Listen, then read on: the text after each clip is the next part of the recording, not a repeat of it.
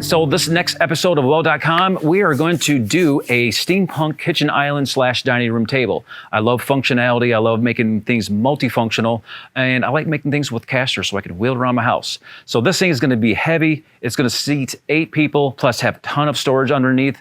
But I want it to kind of look like a piece of a kitchen appliance, some sort of food type of thing. But I also want it not to be so crazy like the normal stuff that I do. So let's see what I come up with. So the shop is all ready. I'm going to go ahead and do some sketch work. And normally I don't sketch anything on out. It's usually always a free-form idea. But typically I always have functionality and requirement points that I have to go by. Now, that being said, my countertop is 5 by 5. The actual island itself is going to be 3 by 3. The reason why is that this is going to be a dual function kitchen island as well as a dining room table. So when you slide your legs underneath it, you have room for it. You have clearance for it. And also the height requirement is going to be the same height as the kitchen itself, which is I think 36 inches. So those are my points to go off of. As far as design, I don't want to get too overboard with it simply because when the seats are in front of it, you're not going to be able to see all the detail work. However, what I may want to do is make it a little bit industrial, but also make it look like almost like a kitchen appliance on steroids, so to speak. And then let the chairs make that be the wow factor. So once again, you get the wow factor of pulling like the chairs, and you get another wow factor of the island. So I'm going to sketch a couple things on out, and we'll see where this thing takes me.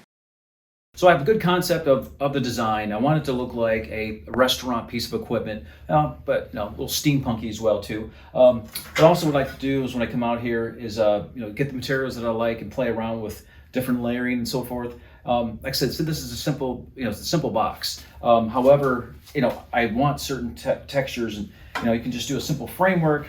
And see, I personally don't like this look with this beyond this. Beam going to be on the outside. I kind of prefer it on the inside because I'm going to have additional layers of the skins. And once again, I have a lot more dimension this way as things are starting to go inward. I like that look. Let's see from this angle over here. The other thing too, and it's all kind of for look as well too. I probably won't weld these because I like these lines. I won't weld it in here. Obviously, I'll weld this framework up here, and then also inside here, and also in there as well too to solidify and securely weld that in place. And then I'll have my skin.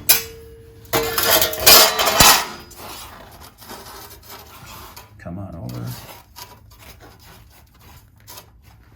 And then the nose will be tack welded every few inches in place.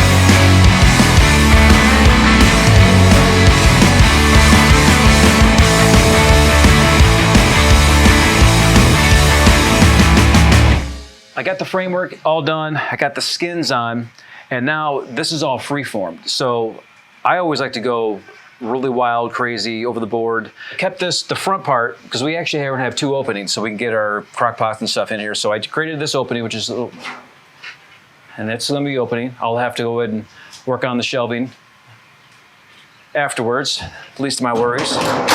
But I created the little rivets out of screws and welded them, hammered those down, sanded them down to kind of give you that rivet effect.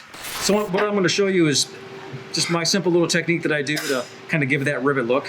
So I just basically, this is just a standard kind of galvanized X nut. And what I like to do is actually I'll weld it inside there first to try to get it securely welded inside there, weld fill it. And if I need any additional, little bead on the outside for stability, then that's fine. Usually that happens when I use the much smaller hex nuts, but I'll show you.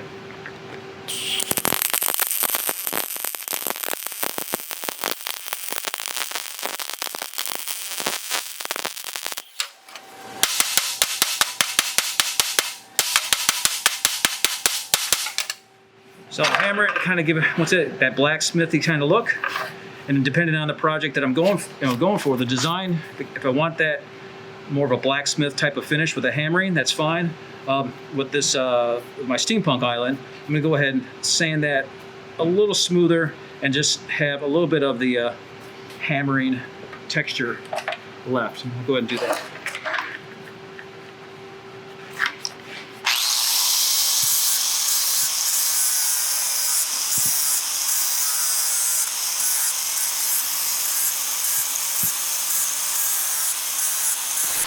Now to the side, I actually did rivets. I wasn't quite sure what I wanted to do on this. Once again, this is always freeform. I didn't want to go too crazy with it. Normally I would cut several different sections of metal and layer those to give it that effect. But this way I just went ahead and just did a pattern. I'm going to patina this some more, and you'll see here in the next couple of days on that. These are actually going to be since the top is 5 feet by 5 feet. This island is actually about 3 foot by 3 foot. These are actually just, are going to help support the countertop. And I'll go ahead and so they're just tack welded on here, and I'll do all my cool design work on here. And these actually come off because if I would weld these supports on, I wouldn't be able to get it through the door. This barely gets through our front door right now, so these actually are going to come off. Casters are going to be put on when we get it inside. So.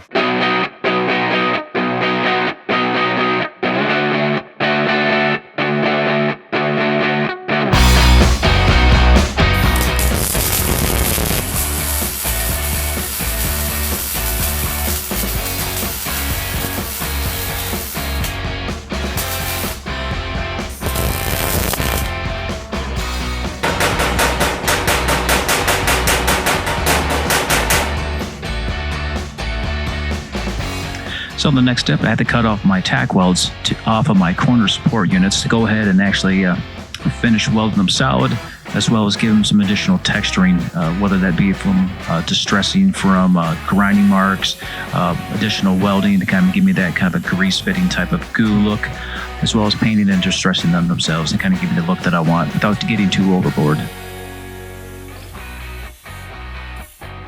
All right, so I got my corner supports off, got them drilled.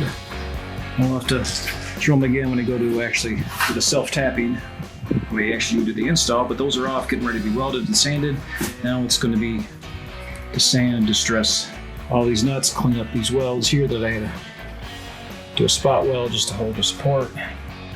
The rivets are welded on the island, and now I'm getting ready to do the custom supports for the countertop. These are my corner supports, and plus it gives you that flair of actually the piping and the hydraulics and everything. So it doesn't look like much, but once you see everything welded and sanded down, you'll see what I'm talking about. Now here I'm actually weld filling the nuts for the corner support beams, and when I'm doing that, I'm also going to be kind of giving the certain texture that I want. I want a kind of a grease fitting type of look, not a perfect flat surface. I actually kind of want some curvature, some roundness to it, like it's actually kind of grease coming out of these things. And I'll do that to even the top corners as well too. And then just dress it with some wire brushing and some grind marks. And the next step is just to go ahead and cut the excess length off of the angle off the corner support beams. I purposely made them a little bit longer, so depending on the look that I was going for, and decided that I wanted to go ahead and trim those on down to kind of tighten everything on up and for allow the other rivets to stand out a little bit more. So this is the second step of sanding down these nuts into the kind of the rivet look that I want, where I'm taking off a different type of edges and stuff like that, still leaving some grooves in there to kind of give me that distressed look that I'm going for. Now I'm actually doing one of the many layers of distressing. I'm actually using spray paint, and I'm using a dry brush to do the layer, and then going over with a sander to kind of get some highlights with the bare metal showing through, as you can see right here.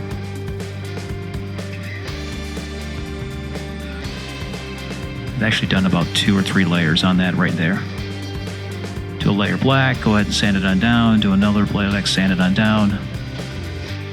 That's why it's not all one color black. You have different tones on all the rivets, different parts of the banding itself to really make things pop and get that bare metal to show through. So that's a wrap on the Steampunk Island, and as you can see, I have 3 cat approvals. There's Weasel, Mr. Pink, and Pizza. They all seem to like it. Now, once again, kitchen island, dining room table, cat perch. So, all right, multifunctional. And so maybe that's something I'll build for the next episode is my cat feeding station / cat perch playhouse type of thing. But once again, this is a real simple build. It's just a box with some cool flair to it, cool functionality, little things that make things pop. Now, the next part of this process is actually the dining room chairs. I'm going to be doing some sweet Aviator style designs for that as well. And you can check that out in the upcoming episodes. So once again, I really appreciate your time. Thanks for stopping by. Don't forget to subscribe to Weld.com. And I will see you guys on the next episode.